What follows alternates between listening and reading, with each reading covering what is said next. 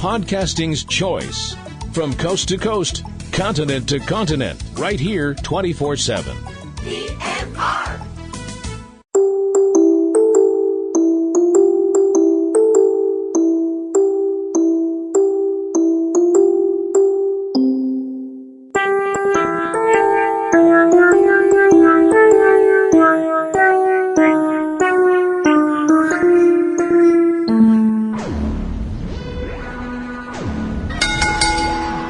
Now entering the PNRNetworks arena, coming down the aisle from Revere, Massachusetts, weighing in at absolutely none of your business. It's the Mistress of Mayhem, the Queen of Quips. It's time for Ring Around the Rosie with your hostess, Kim Brown.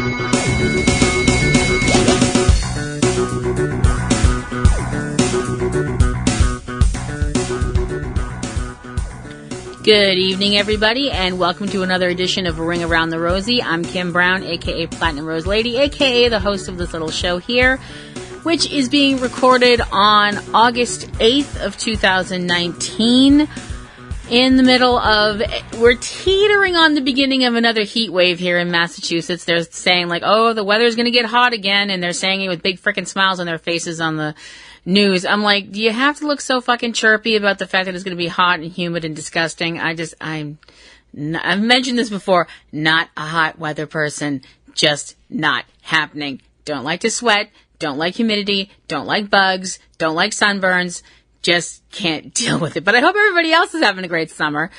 I don't like doing this way, but I'm going to do it at the beginning of the show because I feel like he was such an important person in wrestling that I usually like to save goodbyes for the end of the show, but I want to do this at the beginning because, like I mentioned, he was such an important part of wrestling, one of the true legends that we had to say goodbye to at the beginning of the month. Harley Race passed away on August 1st of this year. He was 76 years old. He was suffering from lung cancer. And he was one of those people that you definitely, the word legend gets bounced around a lot, and a lot of people who have the moniker legend, they deserve it, they really do. But it's one of those words that, like I said, it gets kind of, legend, icon, all that kind of stuff. It gets kind of bounced around. I'm not saying it ever completely loses its luster, but there's certain people, when you say that they were a legend, I think you'd be very hard pressed to find people who would argue with you, if you get my drift. And Harley Race was definitely one of those people. He was one of only 6 people who has been inducted into the WWE Hall of Fame, the NWA Hall of Fame, the Professional Wrestling Hall of Fame, and the Wrestling Observer Hall of Fame. So that's pretty crazy. That's a very elite group of people. So, like I said, he's one of those people that I really think you'd be very hard pressed to find anybody that if you said, he was a legend, he's someone that, there'll never be another one like him or anything like that, that I think that it would be very difficult for anybody to argue at that point, with anything close to, not just arguing for the sake of being contrary. He was a wrestler, he was a manager, he was a promoter, he trained people to be wrestlers. He was someone that went through a lot in his life. He was someone that was he had suffered from polio when he was a child, a disease that thankfully now has been for the most part eradicated. But there's still crops up every once in a while, I've heard. But there was a time, and I realized that for some people this is going to freak them out. That was a death sentence. If you had polio, it was game over. You were either going to die or you were going to wind up in a disabled position for the rest of your life, and it's a very tough thing. But that was something that he overcame as a young person, and decided that he wanted to become a professional wrestler. And a lot of kids, he started training to be a wrestler when he was a teenager.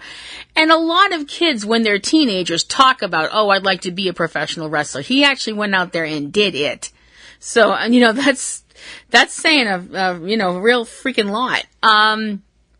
He was champion everywhere he went. I think most people would remember him mostly for his time in both the American Wrestling Association and the National Wrestling Alliance. I remember seeing pictures of his feuds with Dusty Rhodes and Ric Flair. And, this is back when there was, there was a lot of blood and stuff like that, and it wasn't a big taboo that it is now. And just pictures of him and Flair. Flair for some reason sticks out in my mind the most. The pictures of him and Flair just beating the living hell out of each other. And just, Flair's blonde hair being all stained with blood and Race with, blood, on his face. And he had that really tight curly hair, and it didn't get matted down with blood a lot. But when he got color on his face, he definitely, it just definitely showed. It's really interesting because a lot of people might remember him from his days in the WWF at the time. And may not know this either, that back in the day, way back in the day, when he was in the AWA, he was actually known as Handsome Harley Race, which was a name that he had gotten from the Japanese wrestling audience for some, I shouldn't say for some reason, that sounds terrible. When he was a younger man, I've seen pictures of him and he was quite good looking. He was, a quite good-looking young gentleman. So, and he was a tag team with Larry Henning, the father of the late Kurt Hennig. I knew Larry Hennig as Larry the Axe Hennig, but at one point I guess he was called Pretty Boy Larry Hennig. I'm like, okay, I guess if you want to run around and you're built like Harley Race and you want to call yourself handsome, I guess who the hell's going to argue with you? Like, seriously. At one point, he did come to the WWF back in 1986. He was, and he was, still wrestling at the time, and had dyed his hair blonde again. Most of the time I'd seen him, he had the dark hair. He was called Handsome Harley Race, and he wound up winning the King of the Ring, which had been it wasn't new. It was not as, it was a little bit more pomp and circumstance back then. He actually was calling himself King Harley Race and would have a crown and a cape. And I also remember at least a couple of times he was actually, carried in a, I don't know what they call a sedan. Is that what they call those things where they have a crown, not a crown, a throne, and there's, people carrying you around on it? I think that's called a sedan. I'm not sure, but he was very much the arrogant king figure. He had a feud going at that time, both with Junkyard Dog and also at one point with Hacksaw Jim Duggan. He was still wrestling after he left the WWF, working in Puerto Rico. He was in World Championship Wrestling for a while. He did some wrestling there. He was more well known, I think, when he was the manager of Vader, and he was out there doing more. Not that Vader. Well, no, I wouldn't say Vader really needed anybody to talk for him. He could pretty much get his point across, but he was Mr. Race was a well-spoken person as well. He was just one of those people that just, lived and breathed wrestling. Whenever you thought about wrestling, from the old time kind of wrestling stuff, he's one of those names that was brought up. As I mentioned, he passed away on August 1st of this year. He had lung cancer, which is obviously, a terrible thing. Cancer sucks. And he was the writer he did have an autobiography. He is called King of the Ring, the Harley Race story. And it's really interesting because he was actually involved in one extremely infamous piece of wrestling memorabilia, I guess. I don't know how else to word it, because I remember when this came on and I remember being like, oh my gosh, this is so embarrassing. Back in 1999, NBC ran a special, which I always thought was incredibly ironic because NBC made all this money off of the Saturday night's main event and all that, and then they go and run Exposed, Pro Wrestling's Greatest Secrets, which was all about, breaking kayfabe, and basically all about stuff that we already knew anyway. I mean, let's be frickin' honest. And also some of it was just stuff that was just plain stupid. Stunt grannies, really? He was on that special, but he was concealed, and they didn't show his face or anything like that. Like I said, he's definitely someone that will be missed as, part of the wrestling community, and, Godspeed to Harley Race as he crosses the Rainbow Bridge into whatever is beyond this plane of existence, and, much sympathy to his family, his children. He had 4 children, and the people that knew him and that were his close friends. So, Godspeed to Harley Race. Okay, so dealing with some wrestling news coming up, something that's already happened and stuff that's coming up. For those of you who are wondering, did I go see Fast and Furious Presents Hobbs and Shaw because Roman Reigns was in it? And the answer to that question is yes. I'm a woman. I have needs. Don't judge. I gotta be honest. No, I won't give away anything about the movie other than the fact that it was fun. If you like your, typical action movie stuff. If you are going, and I will say this because I love you guys, and I really want to, I've done this for other movies because I'm a nice person. Way back in the day when they did that remake of Nightmare on Elm Street that absolutely nobody asked for, they made a big deal about the fact that one of the people in the movie was Kellen Lutz, who at the time was, one of the members of the Twilight, movie series. And I did warn people who were going to see the new Nightmare movie, if you are going simply to sit there and scream over, Kellen, don't. 'Cause he's not in it for very long. I won't say the same thing about Hobbs and Shaw in regards to the fact that it's a fun movie, because the new Nightmare movie was kind of meh. But if you are going to see this movie simply because you are a fan of Roman Reigns, you might be slightly put out, disappointed, irritated. Although he is on screen and you do get to look at him, and he is, delicious as always. He doesn't actually seem to have any lines unless bellowing qualifies as a line. We'll go with that. And I mean, like I said, it's a fun movie. You get to see, The Rock, who is awesome and funny and gorgeous, and Jason Statham, who is awesome and funny and also quite handsome. And you do get to see Roman. You just have to kind of wait for quite a bit of the movie to see him.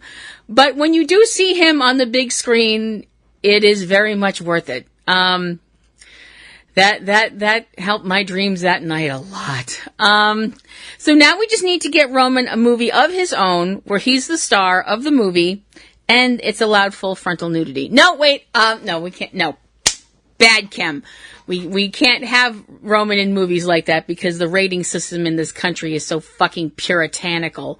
I really don't get what this country has. The dumbest fucking rules when it comes to movie ratings. You can show a woman stark friggin' naked on screen and nobody bats an eyelash, but if you show a guy naked on screen, everybody loses their minds, to quote Heath Ledger's Joker.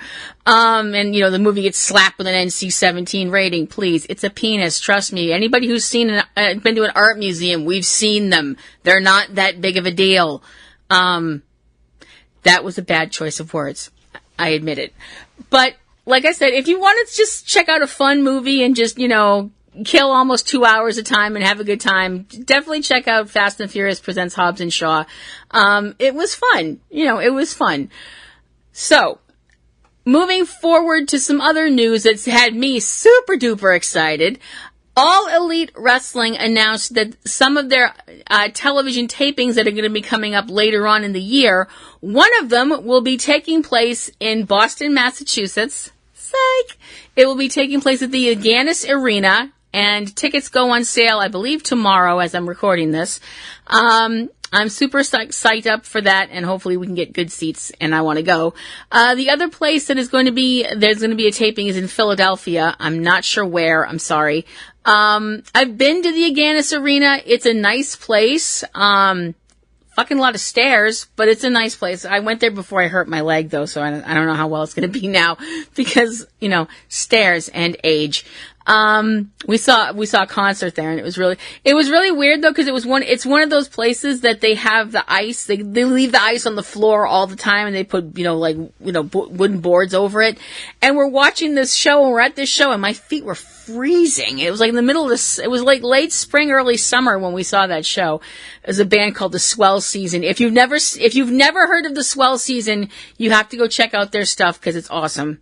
And they're actually the closest thing we've ever been to actually being groupies, me and my husband, because we've seen them like over and over and over again. I'm like, I turned to him one time, I was like, are we groupies now? He's like, yeah, I think we might be. I'm like, cool.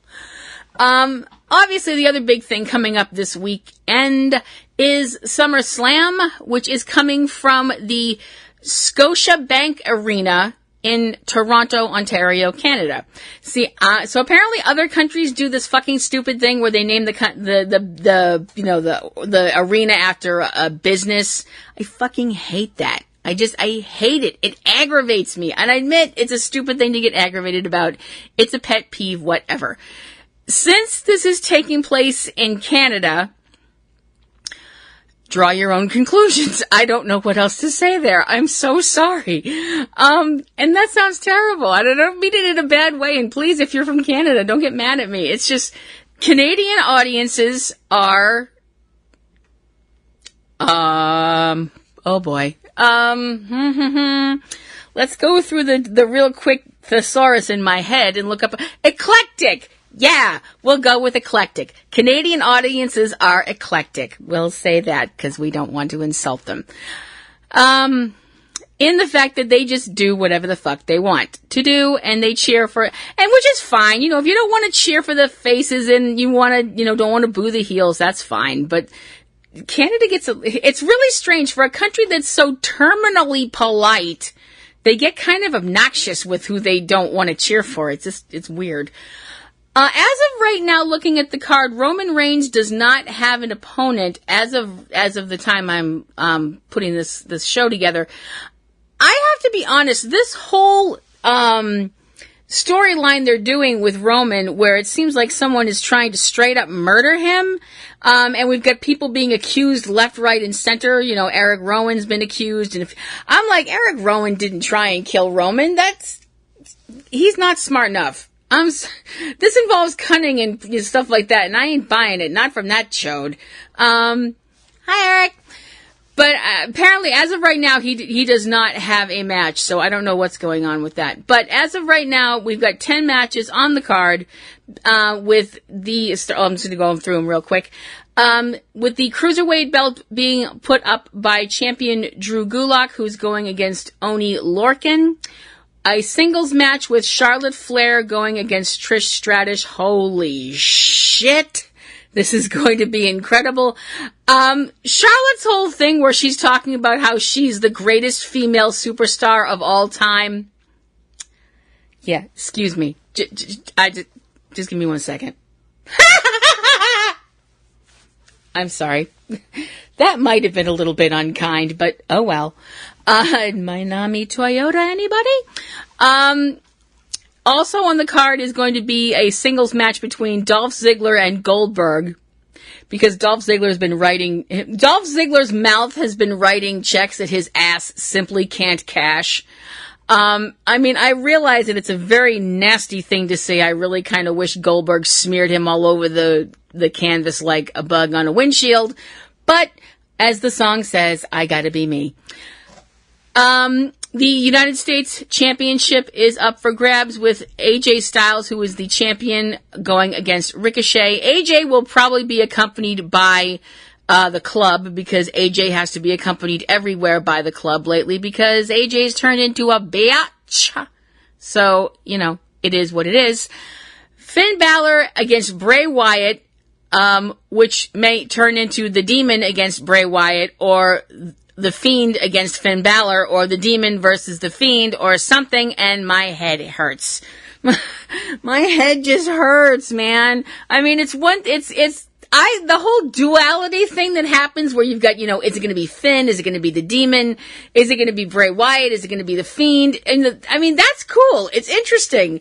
Except when it's all happening at the same fucking time, and then it fucking hurts. It's hurting my head, like, seriously, a lot.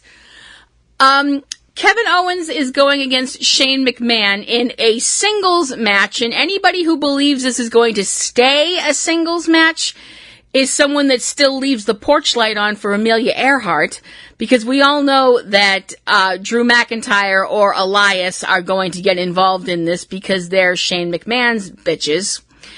The stipulation as of right now, the only stipulation, which kind of sucks balls, is that if Kevin Owens loses, he has to quit the WWE.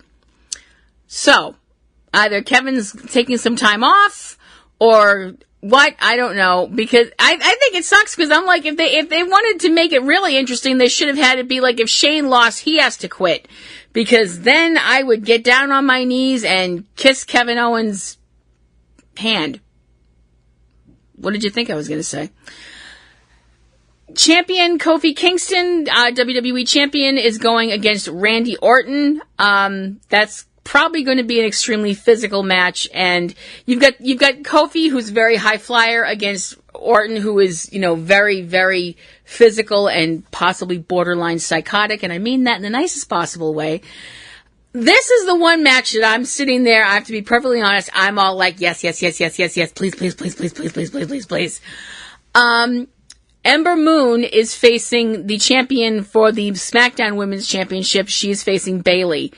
And I am so hoping Ember wins. I'm completely I'm not going to pretend to be unbiased about this. I love Ember Moon. She's amazing.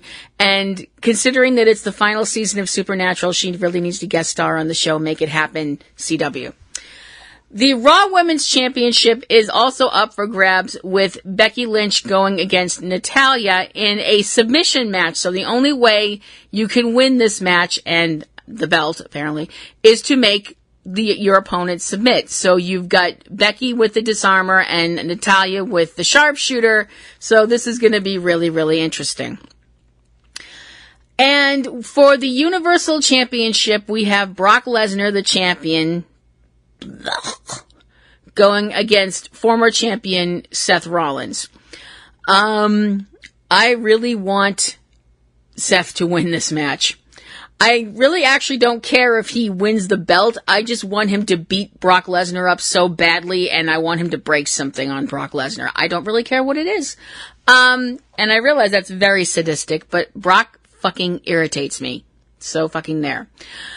A lot of people have been talking about how the fans have turned on Seth Rollins and all this stuff like that, and how he's not acting like a baby face and all this stuff like that. Okay, you know what? I really don't get wrestling fans sometimes. People want to be like, oh, well, we know what's going on behind the curtain, but then when stuff happens that is from behind the curtain, people get mad and they're like, oh, there should be a separation. Fucking make up your mind. It's like, Seth is not the typical baby face. He never was. And personal stuff is personal stuff. And I mean, personally, the whole thing the most recent thing is, that there's been more pictures and stuff like that. From what I've heard, the pictures incident was from a while back, so I don't know what bringing it up now is going to do any good for, but, I do kind of look at stuff like that, and I'm sorry, but the first time that happened with Seth, he didn't send out those pictures. That was his ex, and there were pictures between him and her. I mean, do I think sending your girlfriend, boyfriend, husband, wife explicit pictures is a good idea? No. To be perfectly honest, no, I don't. I think it's an incredibly stupid idea, because there's always that chance it can come back to bite you on the ass. And the one thing that people don't seem to understand is that what is up on the internet is up on the internet forever. Sometimes it takes a while to find it, but trust me, it's still out there. So it'll be really interesting to see what happens this Sunday at SummerSlam. It's also been announced that next year's SummerSlam 2020, will be coming from Boston, Massachusetts. Woo! That's going to be awesome. So we know it'll be a most excellent crowd because Boston fans are awesome. And I said that completely unbiasedly. Kind of. So that is going to kind of do things for my show for this week. I hope you enjoyed it. And if you have any questions, comments, queries, complaints, money, chocolate, Roman Reigns' phone number. No, that last one's a joke. That's a joke. Stalking is bad, okay? But if you have any questions or anything like that, or comments, or just you want to just say, hey, how you doing? Kind of a deal. Talk about the weather, whatever. PlatinumRoselle@yahoo.com. If you want to follow me on Twitter, you can follow me at PlatinumRoseLady at Twitter.com. And if you'd like, you can like, share, and subscribe to my show. Please recommend it to other people. And also, please check out the other shows that are part of our little island of misfit toys here on the interwebs. And they're part of our channel, and you can check them out on YouTube. We also have Subject Cinema, 3 Minute Weekend, Tuesday Digidex, Front Row 5 and 10. I have a show called Platinum Rose's Garden, which is my other solo show, which is all about supernatural, so you can go back and listen to all the stuff from season 14 or further back if you're so inclined. We also have Catastrophe Vortex, which is my husband's solo show because he loves disaster movies and I don't. And we have other members of our little family, including Eric and Valerie, who have a show called Cavebabble, and Anthony Lamberti, who has Aunt B's Comic Grotto over on YouTube, and they're all wonderful people, and I hope you will check them out. So, this is me riding off into the sunset, clippity-clippity-clop. So this is Kim, signing off for another week here on Ring Around the Rosie. I hope you enjoyed my show, and I hope you come back next week with a look back at SummerSlam 2019. Bye-bye.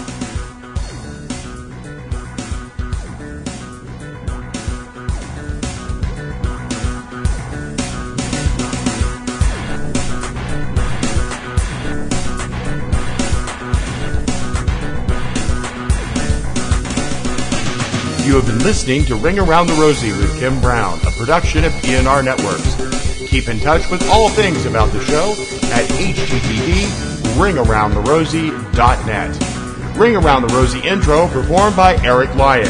Ring Around the Rosie theme by Digital Juice. Join Kim for a new Ring Around the Rosie every Wednesday.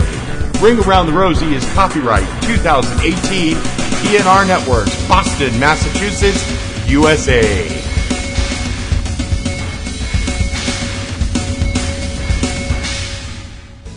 Podcasting's choice.